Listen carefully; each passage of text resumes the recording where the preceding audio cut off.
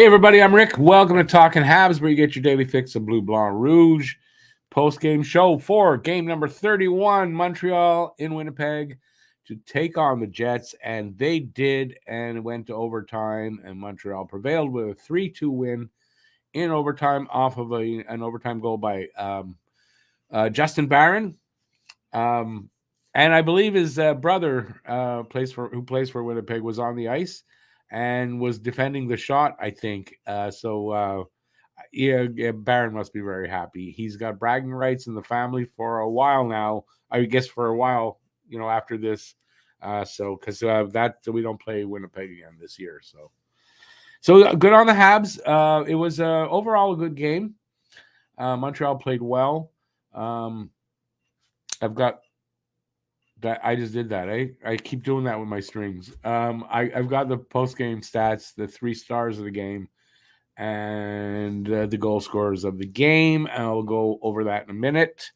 I wanted to say almost appropriately, because he came really close, but Doug had the score and the bonus question right, and he just missed on the goal scorer. He had Cole Caulfield. He was really close. So that would have been like really appropriate if Doug would have won after the present that he brought me today. I mean, that's just crazy good. Let's see who's here, and then we'll go from there. If you're here, say hi, and let me know what you thought of the game. Guru, welcome back. First comment. Nice to see them win. Winnipeg has been playing some decent hockey these days. Yes, they have, but they were they were due for this loss, kind of, right? They've been playing really well since November 2nd, as a matter of fact. So the good, we won the game. The bad, we lost another 2-goal lead and gave a point. Yeah, but I mean, it's a young defense, a young team overall.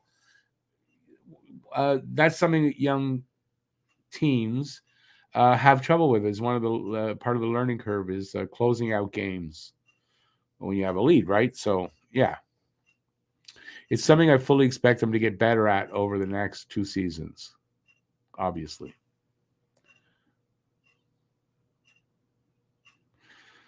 Habs seem to love playing in overtime. We've got good record in overtime.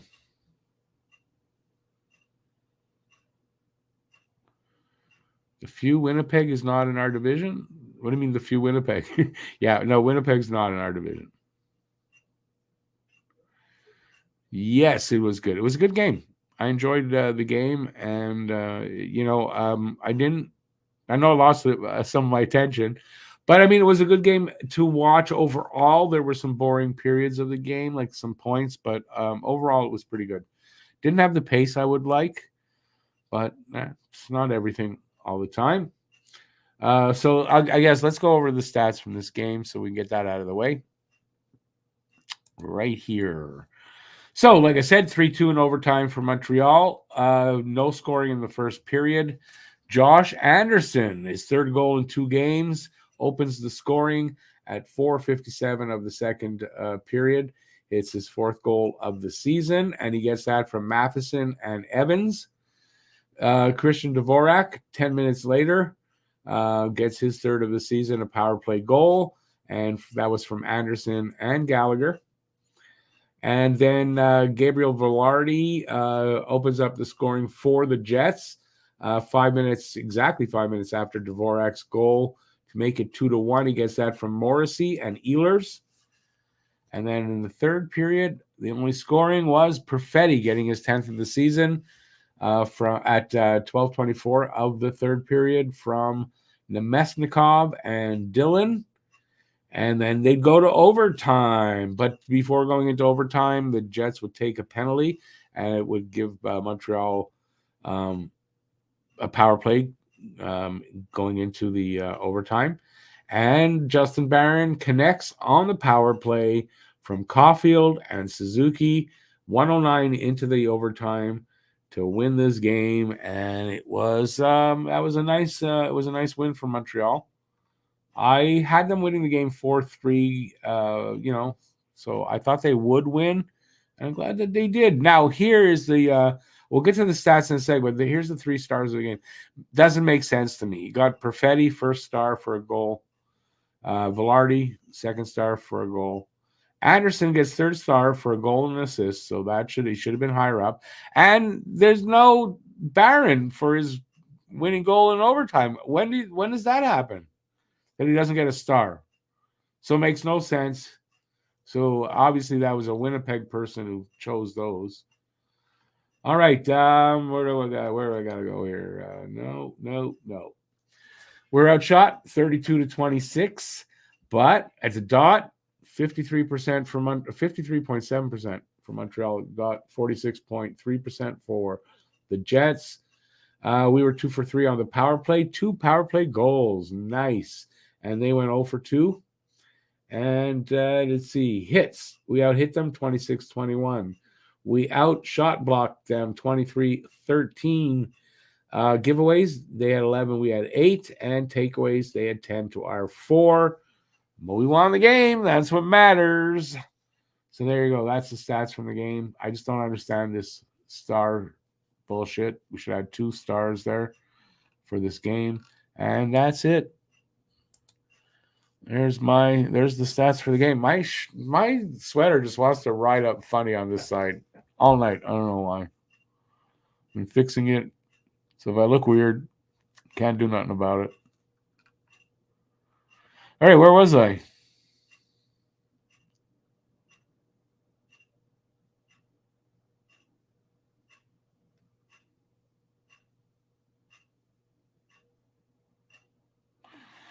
Gislan says he's breathing after holding his breath.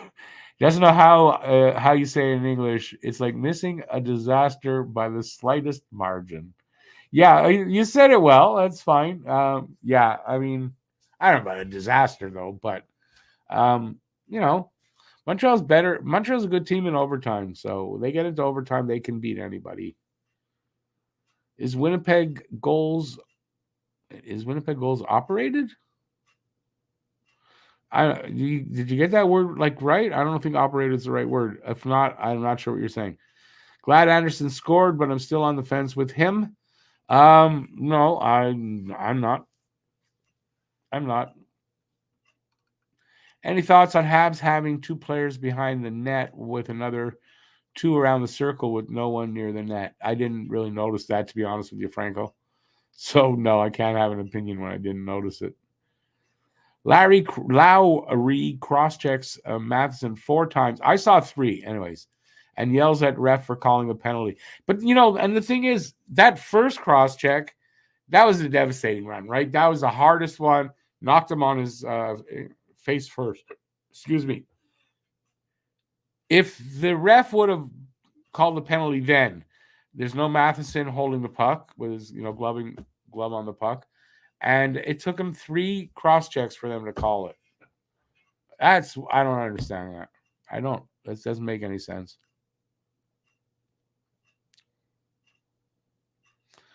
You said overrated. Let me see how that works. Is Winnipeg goals overrated? I mean, the goaltender? Hellebuck? No, Hellebuck's a good goalie. Oh, he barely beat. It's not like he gave up a ton of goals. Hellebuck's a good goalie, though. He's got good numbers. All right, so we got about 20 minutes left. Need you to drive the conversation. You guys in the chat, I've gone through everything I got. I got nothing else to add except that wonderful. I'm just trying to figure out what I'm going to do. Well, I got to get it framed, but where it's going to go, I'm already figuring these things out. That wonderful Carey Price jersey given to me by Doug today. Awesome. So yeah, you guys got to drive this chat because my mind is elsewhere, sort of. So let's see.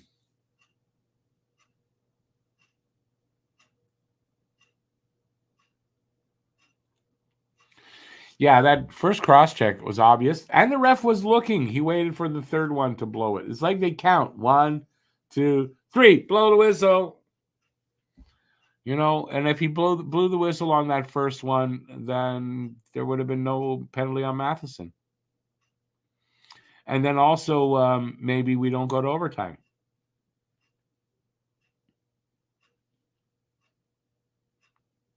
Yeah, because that would have made it a 5-on-3 situation for the last little bit of the period. So yeah. So I don't know why they got to wait for 3 cross checks to blow the whistle.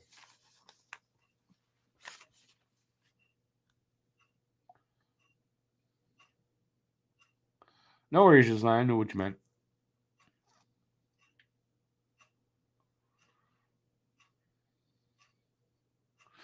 Arturi Lekkinen is not going to get traded back to Montreal. Why?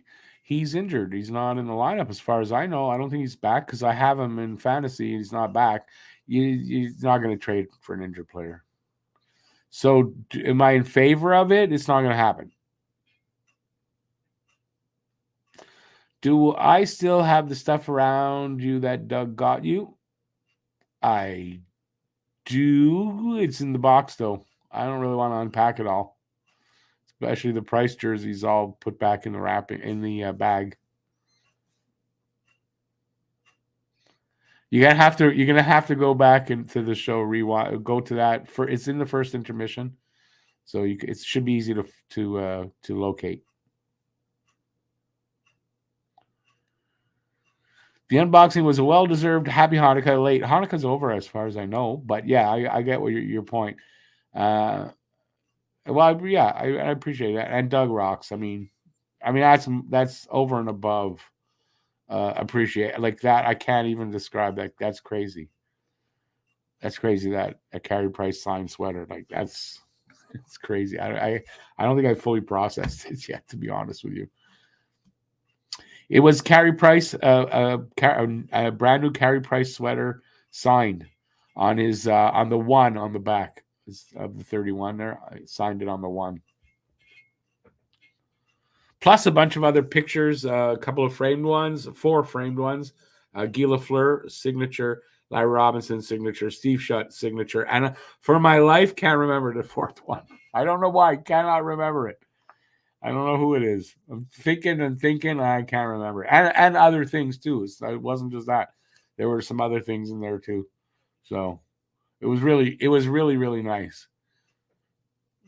And because I got to meet Doug today because he delivered it to me. So I got to meet him, which was nice.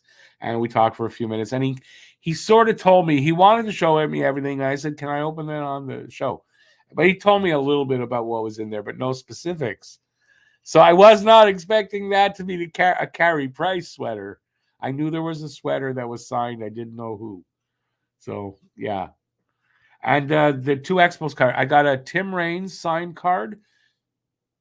And why can't I remember the other one? See, I can't remember the other one. And another Expos signed card. Why can't I remember the other one? Oh, my God.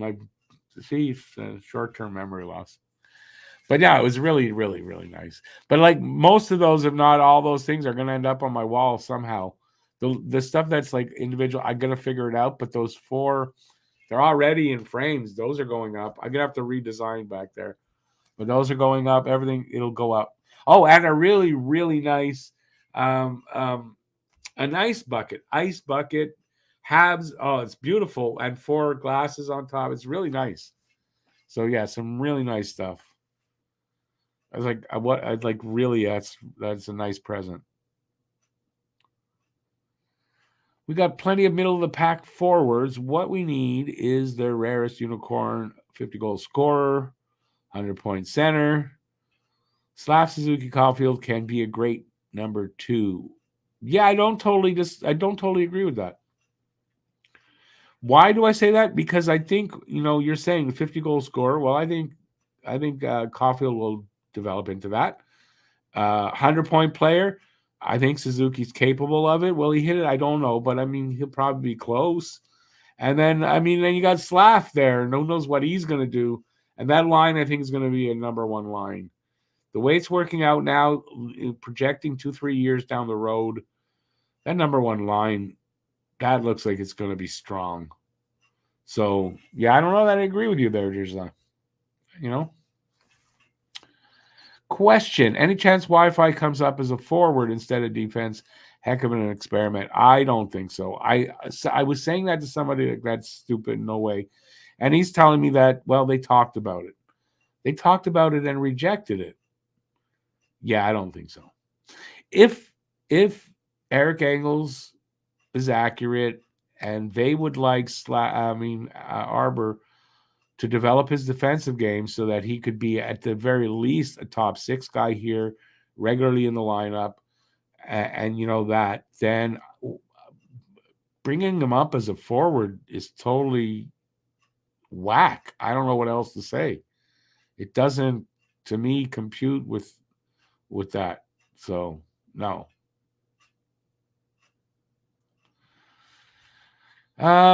Conservative lawyer. I watched in the past few games, even if he hasn't scored, Slavkovsky has been hitting more, shooting more, and just seems harder to knock off the puck. Well, if you look at the underlying numbers, which I guess are what do you call those? I can't even those the analytics. Slav's driving that line offensively.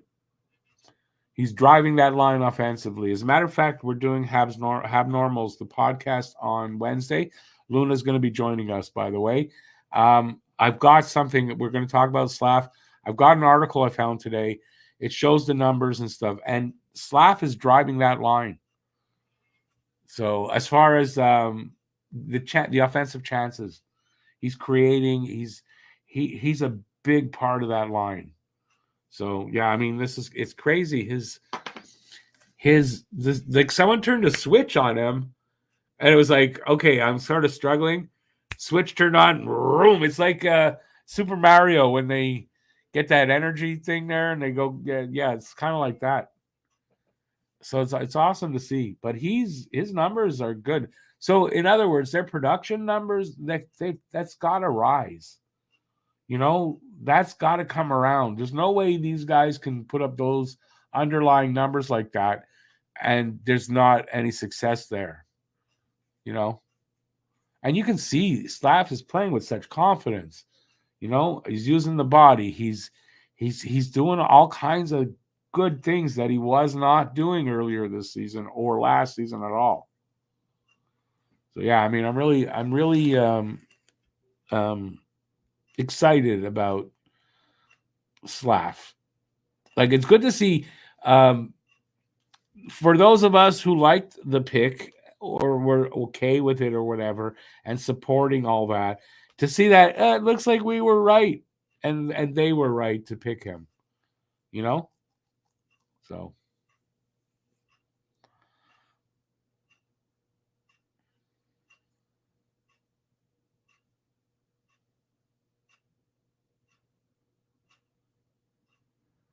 okay, I can tell you the connection. I don't think Doug minds if I say this. He has an uncle. So back in the day when he was, because Doug, I'm not exactly sure. He might be a little older than me, but not that much. Right around my age. So he was a beer seller at the old farm. He was one of the guys with the beer going, beer. So that's where he got them through his uncle or from his uncle. So that's that's why, though. This is what I can't figure out. I get it, but those are, I don't think I could do what he did and give those things away. I don't think I could. But I mean, he's a good guy. He's a good guy. Nice guy. I mean, like I said, I met him today. He seemed like a really nice guy. So, and then you see all this stuff and you go, yeah, this is a pretty good guy. So hopefully I'll meet him again and we'll get some kind of a meetup. I know I say it every year, but I'd like to get a meetup, hopefully this summer going. Hopefully. And I hope I meet him again. Anyways, Doug's got he's got my number now. So Doug, I don't mind if you text me as long as you don't make it's not like constant. I don't mind if you text me every now and then. So don't lose my number. I won't lose yours. It's saved in my phone. Where was I? It's just good night. Thanks for being here. Appreciate it, man. Evening, Tough Cuff. How did I make out tonight? In terms of?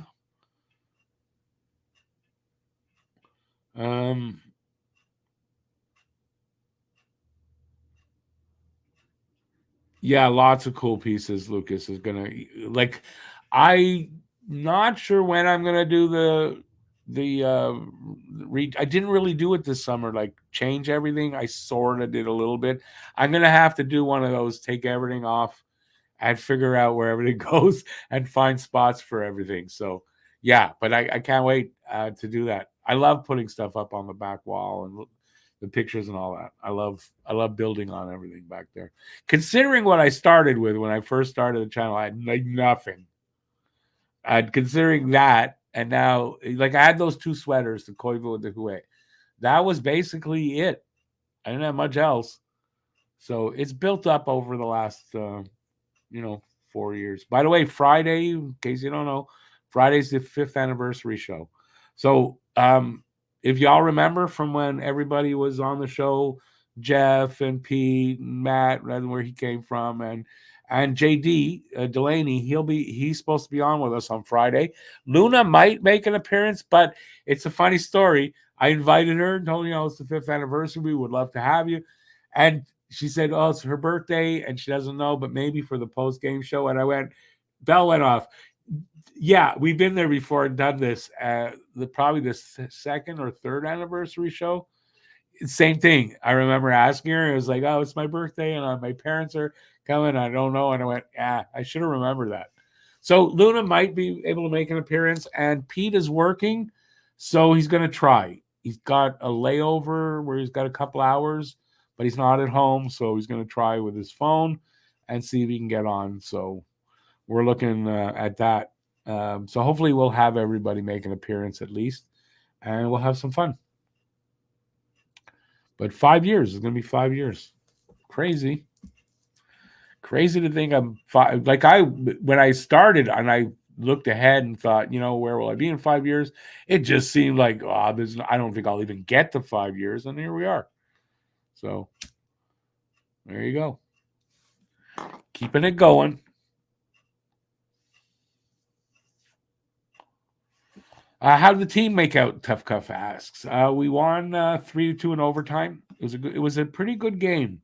There were some boring periods in the game, but overall it was a pretty good game. Good game for Montreal. Good game for. Anderson got a goal to open it up. Devo got his second goal in 2 games. It was really good. Slav, Caulfield, Suzuki played well again.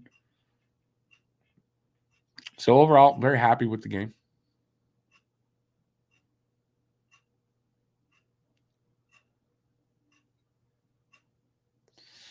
Matt, we all want to see Cole get going with the goals. There's no, I don't think anybody says, no, I don't care if Cole scores. We all care. I think nobody more than him. But, the overtime, got the first assist on the overtime goal. As long as he's getting the points and he's involved and he's playing well, some guy one of the writers I read calls it he dances out there, and he does. Cole kind of does. As long as he's doing that stuff, it's going to come. It's going to come. Once that line fully clicks, and it will, he's going to get some goals. And I think that'll be before the end of the season, in time for him to put up some decent numbers. I think it's still possible if by the time when they get back from the Christmas break, if he starts to connect again on a regular basis, I think he can still hit 30. I'll take 30 at this point if he can do that, 25, but 25 to me, under 30 is going to be a bit of a disappointment either way.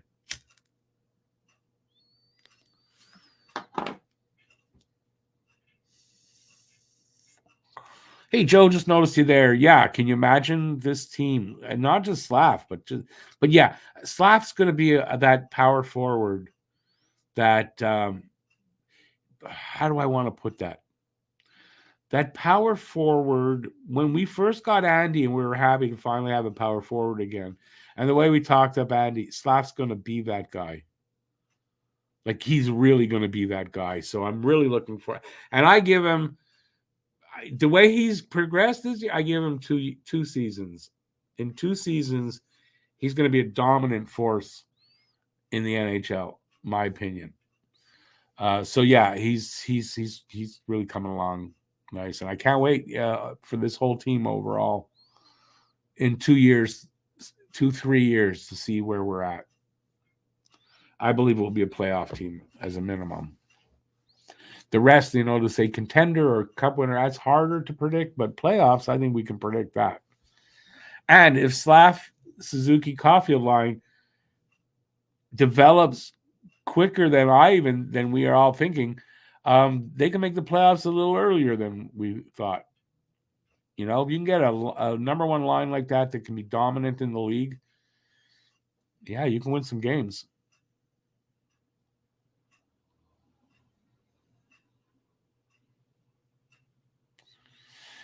Franco, you're saying Pacioretty as a power forward? I didn't see him as that, to be very honest with you. But yeah, he's going to do some wonderful things here, Slav. Hey, Rob, how you doing, man? Good to see you out there. We got about 5 minutes, but I don't mind staying a little longer. So, yeah, whatever you guys want to talk about. We're still there.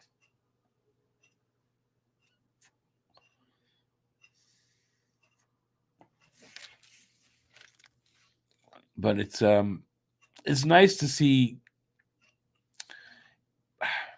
more often than not, in more games than not, we're seeing one of these young kids at least do something that makes the game worth watching, or multiple of them doing stuff, so it's really good to start seeing that.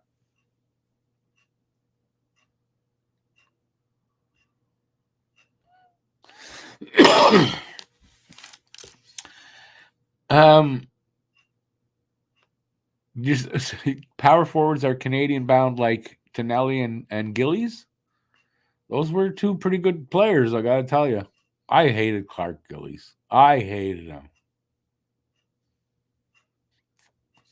He always played well against Montreal and was a shit disturber and a fighter, and I did not like him.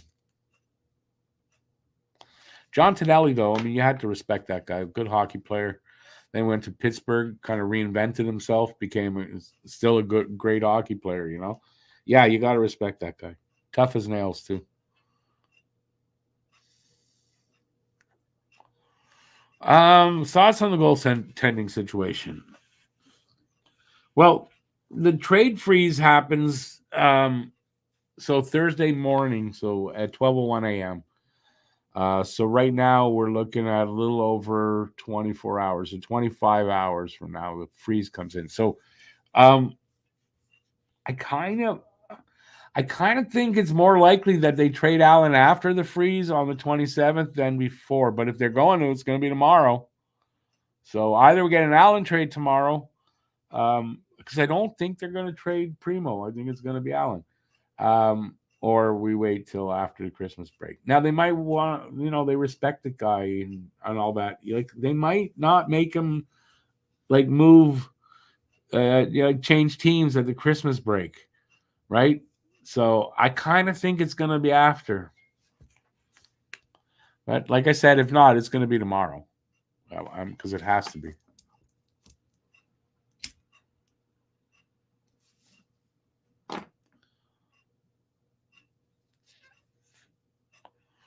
Does management have a strategy? I don't know. I think they do, but I don't know if it's played out already or this is their strategy that it would go this long. I kind of think not, but I don't know. Also have to think the Canes signing Aaron Dell to a tryout, and there's another team, they went for cheaper options, right? I got to think that signals that you're not going to trade Allen. Apparently, there's been no offers for Allen. No one's come up with a proposal. There's been interest. He's gotten calls like for interest, but no one's made an offer for a trade for Allen. So what does that say? It says to me, teams don't have money. Teams that need a goalie don't have the money. And Montreal's probably not interested in retaining salary. Thing is, I don't see how they go much farther. Like you're not helping Primo develop by him playing once a week if he's lucky. Right now they're starting Monty 2 games in a row, then the other guys. I don't even for Allen. That's not great, but I mean he's a backup. So for a backup goalie, if the starter's getting 2, you're getting 1. That's not bad. But when there's another guy to feed, also that's not easy. So they got to do something soon.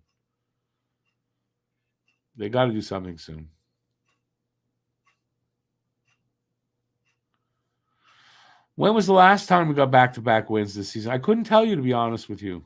I'm not sure. I know it's happened. Beginning of the year? I know the beginning of the year we had that. Probably since October.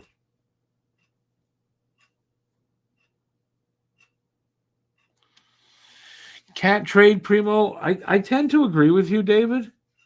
I don't think it's going to be Primo. I mean, Allen's 34. I don't know why you would, you might get more interested in Primo because he's younger, though.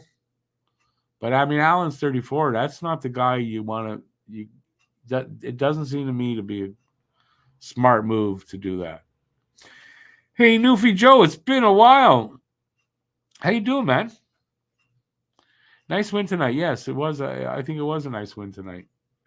I was sort of expecting. I called it 4-3 for Montreal. I wasn't that confident in it though, So the thing that I liked is I called. I'm allowed to give 2 names for the first goal scorer. I gave Slav and Andy, but I got the Andy part, so I'm happy with that. And I wasn't that far off on the goals. I had it 4-3 for Montreal. It was 3-2 in the end. And 2 people, by the way, it wasn't just Doug that was close. Randy Mack had the score and didn't have the goal score, but he didn't have the bonus, though. So that was the difference. But so we had 2 people with the score and not the goal score.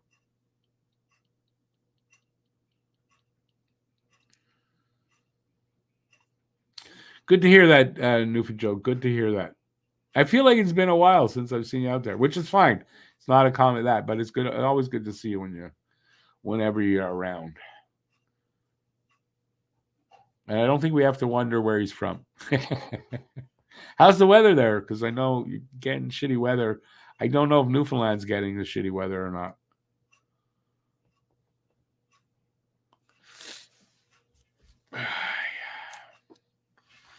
Stay for another couple of minutes. Just about to go, though. It won't be that much longer. As it's a little later than usual. By the way, let's go over next games. Off for 2 days, so no game Tuesday, no game Wednesday. But we will.